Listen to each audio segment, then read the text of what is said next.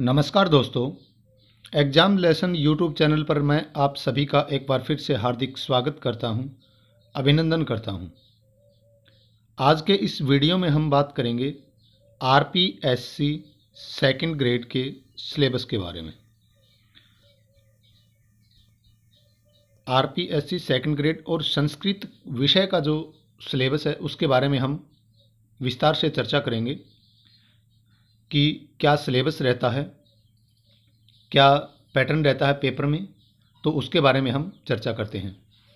देखिए, अभी रीट परीक्षा का जो एग्ज़ाम है वो हो चुका है और बहुत से विद्यार्थी, बहुत से मेरे साथी ऐसे हैं जिनका किसी का पेपर अच्छा हुआ है, किसी का नहीं हुआ है। किसी को खुशी हुई जिसका पेपर अच्छा हुआ और किसी को निराशा भी हुई जिसका पेपर अच्छा नहीं हुआ। लेकिन अभी हमारे पास एक मौका और है, क्योंकि अभी ये संभावना चल रही है कि अक्टूबर के अंत तक आरपीएससी सेकंड ग्रेड और फर्स्ट ग्रेड दोनों की वैकेंसी आने की संभावना है। तो लगभग ये माना जा रहा है जैसे पीछे कुछ किसी ने आरटीआई के माध्यम से सूचना ली होगी, तो ऐसा लग रहा है कि लगभग 1500-1600 के आसपास सेकंड ग्रेड की वैकेंसी हो सकती हैं और 300 के आसपास जो है वो फर्स्ट ग्रेड की वैकेंसी हो सकती है। संस्कृत विषय की मैं बात कर रहा हूँ। तो जिसका पेपर अच्छा नहीं हुआ रेट में, उसको निराश होने की ज़रूरत नहीं है। अभी हमारे पास मौका है और ये ऐसा मौका है कि अभी वैकेंसी आई नहीं है, नोटिफिकेशन अभी जारी नहीं हुआ है, तो क्यों ना हम उससे पहले ही इस पेपर की तैयारी को अच्छी तरह से शुरू कर दें। जो चीज़ें कठिन हैं उनको हम अभी पढ़ना स्टार्ट कर दें ताकि उनका बार बार रिवीजन हो जाए और वो कंठस्थ हो जाएं। तो यहाँ पर हमारे पास सबसे पहले तो क्या होना चाहिए, सिलेबस हमारे पास होना चाहिए कि उसमें क्या क्या चीज़ें आती हैं, क्या क्या टॉपिक उसमें आते हैं। देखिए, ये सिलेबस है मेरे पास कि Rajasthan public service commission syllabus for examination for the post of senior teacher grade second, ठीक है, सेकेंडरी एजुकेशन डिपार्टमेंट, ये ग्रेड सेकंड का संस्कृत विषय का सिलेबस है। इसमें देखिए तीन पार्ट होते हैं। जैसे पहला पार्ट में बात करूं तो उच्च माध्यमिक स्तर पर होता है जो कि 180 अंक का आता है, ठीक है। इसमें 90 क्वेश्चंस यहाँ से आते हैं। अब इसमें ये सामान्य ज़्यादातर इसमें व्याकरण है जो कि हमने अभी रीट में भी पढ़ा है। जैसे पहला ये है संज्ञा प्रकरण। ये एक विशेष बात है सेकंड ग्रेड में, क्या है कि सिलेबस को पॉइंट टू पॉइंट ये बता रखा है कि क्या क्या इसमें आता है।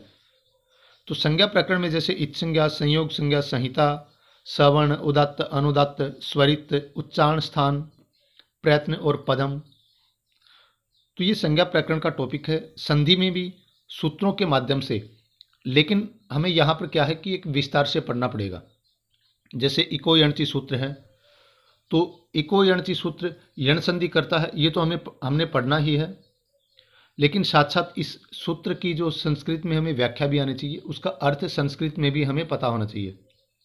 कई बार क्या होता है कि सीधी एक लाइन देते हैं और उसके बीच में खालिस्तान छोड़ देते हैं और ये पूछ लेते हैं कि किस सूत्र का अर्थ है, इसके बीच में क्या आएगा। तो हमें सूत्रों का अर्थ भी संस्कृत में पता होना चाहिए। तो ये संधि प्रकरण में अच संधि, हल संधि और विसर्ग संधि, तीनों ही संधियां जो है सूत्रों के माध्यम से बता रखा है। हमें इन सूत्रों की व्याख्या भी विस्तार से आनी चाहिए सेकंड ग्रेड के लिए, और यही बात फर्स्ट ग्रेड के लिए भी है। लगभग 70 से 80% तक सिलेबस दोनों फर्स्ट ग्रेड और सेकंड ग्रेड में मैच करता है।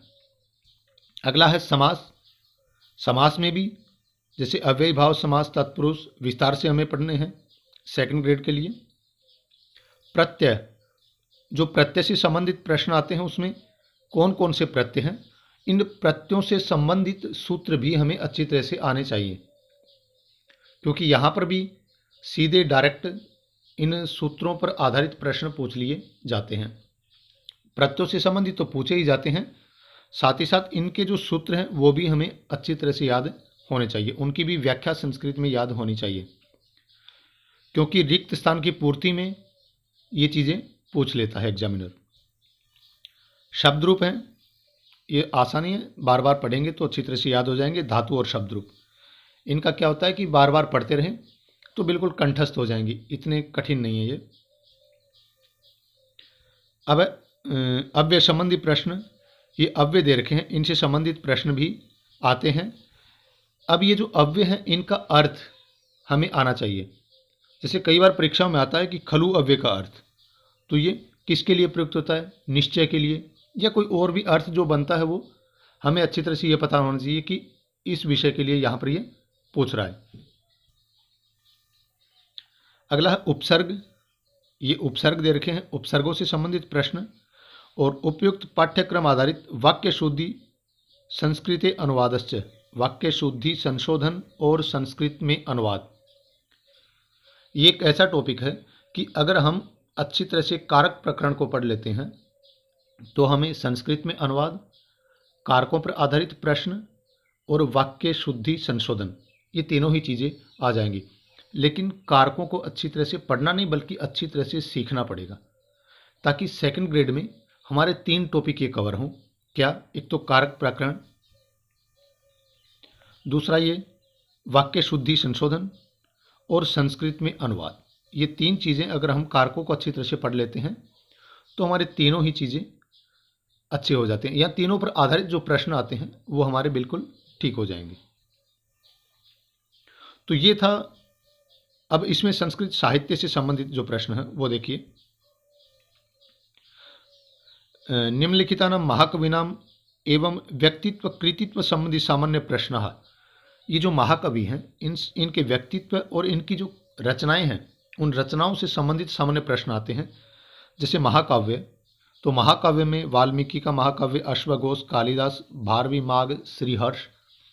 तो हमें क्या करना है, जितने भी ये कवि हैं इन कवियों का सामान्य परिचय भी पता होना चाहिए, जीवन परिचय, और साथ साथ इनकी जितनी भी रचनाएं हैं उनके बारे में भी हमें पता होना चाहिए। जैसे रामायण है तो रामायण के बारे में हमें कुछ सामान्य जानकारी भी होनी चाहिए। इसी तरह से अश्वघोष की जो रचनाएं हैं, जो इनके जो महाकाव्य हैं उनके बारे में भी हमें पता होना चाहिए। बात करें कालिदास की, जैसे अभिज्ञान शाकुंतलम के बारे में। अब अभिज्ञान शाकुंतलम के बारे में प्रश्न जैसे ये आ जाएं, कुल कितने अंक इसमें हैं, एक नाटक है, इसका नायक कौन है, नायिका कौन है, और तरह तरह के प्रश्न पूछे गए हैं। जैसे शकुंतला की माता का नाम क्या है, पिता का नाम क्या है, कहाँ पर उसका पालन पोषण हुआ, किसने इनको श्राप दिया दुष्यंत को, शकुंतला को। तो इस तरह से महाकाव्यों, ये जो जितने भी महाकाव्य या नाटक हैं, गद्य काव्य हैं, उन रचनाओं की जानकारी, साथ ही साथ जो रचनाकार हैं, जो कवि हैं, उनके बारे में भी हमें जानकारी होनी चाहिए। तो ये बहुत से दे रखे हैं, जैसे महाकाव्य हो गए, गद्य काव्य, नाट्य काव्य, नीति काव्य। नीति कवियों में भर्तृहरि, पंडित विष्णु शर्मा और पंडित नारायण पंडित। और जो अर्वाचीन कवि हैं, ये प्राचीन कवि थे, और जो अर्वाचीन कवि हैं विशेषकर जैसे राजस्थान के संदर्भ में देवर्षि कलानाथ शास्त्री, भट्ट मथुरानाथ शास्त्री, पंडित पद्म शास्त्री, डॉक्टर प्रभाकर शास्त्री, सूर्य नारायण शास्त्री, इनकी रचनाएं, इनका जीवन परिचय भी हमें अच्छी तरह से याद होना चाहिए। मतलब ये है कि एक भी टॉपिक ऐसा ना हो जो हमने अच्छी तरह से नहीं सीखा हो। अगला जो सेकंड पार्ट है ये आता है 80 नंबर का। तो एक क्वेश्चन 2 नंबर का होता है, तो यहाँ से 40 क्वेश्चन आएंगे। ये पार्ट है स्नातक स्तर पर। इसमें जैसे हम बात कर रहे थे कारक प्रकरण, ठीक है, अगर इन कारक प्रकरण को सीख लेते हैं तो ये टॉपिक तो अच्छी तरह से हमारा कवर हो जाता है। और ये कोई नया टॉपिक भी नहीं है, अभी रेट में भी हमने पढ़ा है। तो कारक प्रकरण में वाक्य शुद्धि संशोधन और संस्कृत में अनुवाद भी हम यहाँ पर सीख लेंगे। प्रत्येक सूत्र का विस्तार से अर्थ जानते हुए हम इसको सीखेंगे।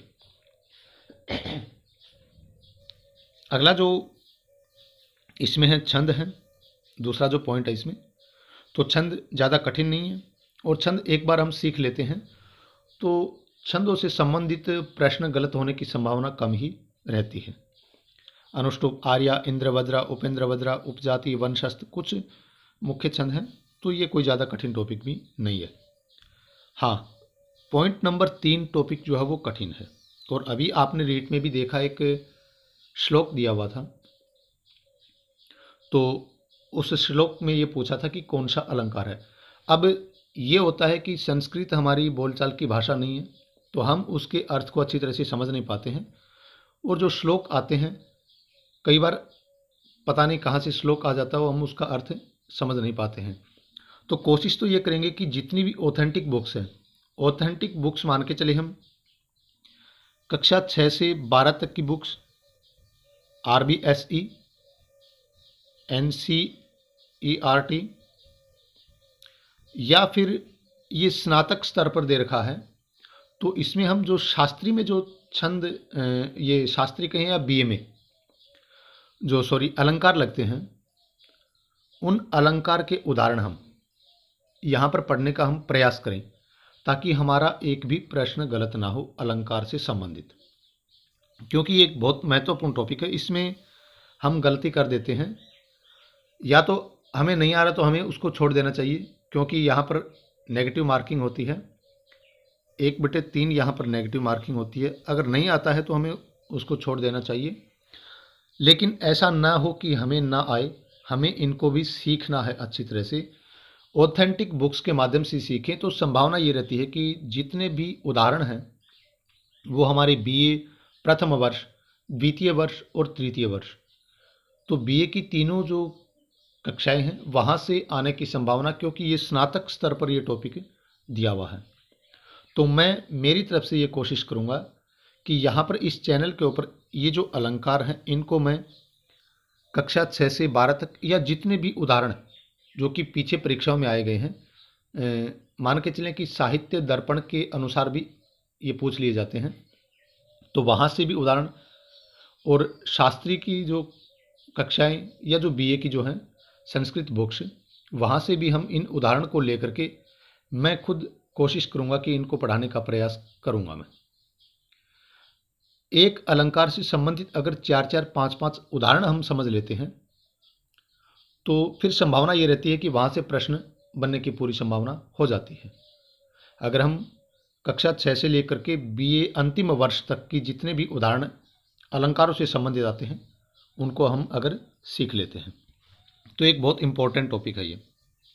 अगला है सूक्त है, ये इंद्र सूक्त, पुरुष सूक्त, अग्नि सूक्त, विष्णु सूक्त। वैसे तो देखेंगे तो इंद्र सूक्त की स्तुति 250 सूक्तों में की गई है, लेकिन हमें यहाँ दे रखा है कि 2.12, तो इसी सूक्त को हमें पढ़ना है। इसी तरह से विष्णु सूक्त 10.90, अग्नि सूक्त 1.1 और विष्णु सूक्त 1.154, 1.154। तो हमें क्या करना है, इनके अलावा नहीं जाना है, जितना सिलेबस में दिया हुआ है वहीं से हमें पढ़ना है, और यहीं पर इनकी जितनी भी जो पर्यायवाची शब्द बनते हैं, या जितनी जो प्रत्येक सूक्त में, जैसे इंद्र की जो विशेषताएं 2.12 सूक्त में दी गई हैं, उनको ही हमें पढ़ना है। इसी में श्रीमद् भगवद गीता का दूसरा अध्याय हमारे सिलेबस में आता है, और ईशोपनिषद, जिसको ईशावास्योपनिषद भी 18 मंत्र जिसमें है, ये भी हमें विस्तार से पढ़ना है। तो यहाँ से भी प्रत्येक टॉपिक से प्रश्न आते हैं, तो एक भी टॉपिक हमारा कमज़ोर नहीं रहना चाहिए। अभी हमारे पास एक बहुत अच्छा समय है इन चीज़ों को कवर करने का। अगला है भारतीय संस्कृति में वर्ण व्यवस्था, आश्रम व्यवस्था, 16 संस्कार और 5 महायज्ञों के बारे में भी हम विस्तार से पढ़ेंगे। तीसरा जो पार्ट है ये 40 अंक का होता है, 20 प्रश्न यहाँ से आते हैं, और इसमें क्या होता है कि भाषा कौशल से संबंधित प्रश्न, यूँ कहें कि शिक्षण विधियों से संबंधित प्रश्न आते हैं। अब भाषा कौशल में आते हैं, अध्यापन की विधियाँ क्या क्या हैं, प्रत्येक में अलग अलग, जैसे व्याकरण, गद्य, पद्य, नाटक में अध्यापन के कौशल, प्रस्तावना कौशल है, अन्वेषण प्रधान प्रश्न है, श्यामपट्ट प्रश्न है, पाठ योजनाएं क्या क्या होती हैं कि गद्य पाठ योजना क्या है, पद्य पाठ योजना क्या है। तो एक तरह से हमने इस पार्ट को अभी पढ़ भी लिया है, लेकिन कुछ चीज़ें हो सकता है कि हमने पाठ योजनाओं के बारे में नहीं पढ़ा है, लेकिन अभी इसमें CCE एक विस्तृत टॉपिक है, वो यहाँ पर नहीं है। यहाँ हमें सिर्फ क्या दिया है, शिक्षण विधियाँ दी हैं, तो ये भी हम विस्तार से इसको भी हम पढ़ेंगे। तो एक अभी हमारे पास शांति काल का समय है और इस समय में हम इस विषय की अच्छी तरह से हम तैयारी कर सकते हैं, एक एक टॉपिक को अपने नोट्स बनाते हुए और आराम से पढ़ते हुए हम जब तक नोटिफिकेशन आए कम से कम ये लगे कि आधा सिलेबस हमने पूरा कर लिया है। 180 नंबर का एक आता है, ये दूसरा पार्ट है 80 नंबर का आता है और ये 40 नंबर का, 300 नंबर का टोटल आता है। 150 प्रश्न इसमें से आएंगे। तो ये एक चर्चा हमने की है RPSC सेकंड ग्रेड सिलेबस के विषय में, और हम शुरुआत एक अलग तरीके से यहाँ से करेंगे, क्योंकि व्याकरण हम बार बार पढ़ रहे हैं। मैं सोचता हूँ कि व्याकरण पर बाद में आए। मैं यहाँ से हम शुरुआत करेंगे कि सूक्त, सबसे पहले सूक्तों से संबंधित प्रश्न जितने भी बनते हैं, व्याख्या आती है, किस तरह से प्रश्न आते हैं, यहाँ से करेंगे। फिर हम देखेंगे कि ये भगवत गीता का दूसरा अध्याय भी हम पढ़ लें, ईशावास्योपनिषद पढ़ लें, इनसे संबंधित प्रश्न पढ़ लें, छंद पढ़ लेंगे। अलंकार जो है वो विस्तार से लिख करके अपनी जो बुक्स हैं उन बुक्स को इकट्ठा करके मैं खुद पढ़ाने का यहाँ पर प्रयास करूँगा, ताकि अलंकारों से संबंधित एक भी प्रश्न अपना गलत ना हो। तो ये कुछ सामान्य जानकारी हमने RPSC सेकंड ग्रेड के बारे में की है। इसी तरह से मैं ये, अगर कोई RPSC फर्स्ट ग्रेड की तैयारी करने वाला स्टूडेंट है तो उसके पास फर्स्ट ग्रेड का सिलेबस होना चाहिए, वो वहाँ से तैयारी करे। और अभी शांतिकाल का जो समय है इसमें आप बेहतर तैयारी कर सकते हैं। और जब तक मैं मानूं कि विज्ञप्ति आए, अक्टूबर के अंत तक बता रहे हैं, तो बहुत सी चीज़ें हमारी कवर हो जानी चाहिए कि उसमें दोबारा हम एक बार देख लेंगे। विहंगावलोकन अगर हम करें तो वो चीज़ें फिर दोबारा से याद आ जाएं। खुद के नोट्स बनाएं, नोट्स को बार बार पढ़ें, अनावश्यक चीज़ें ना पढ़ें, जितना सिलेबस में दिया हुआ है उसी को ही बार बार पढ़ने का प्रयास करें।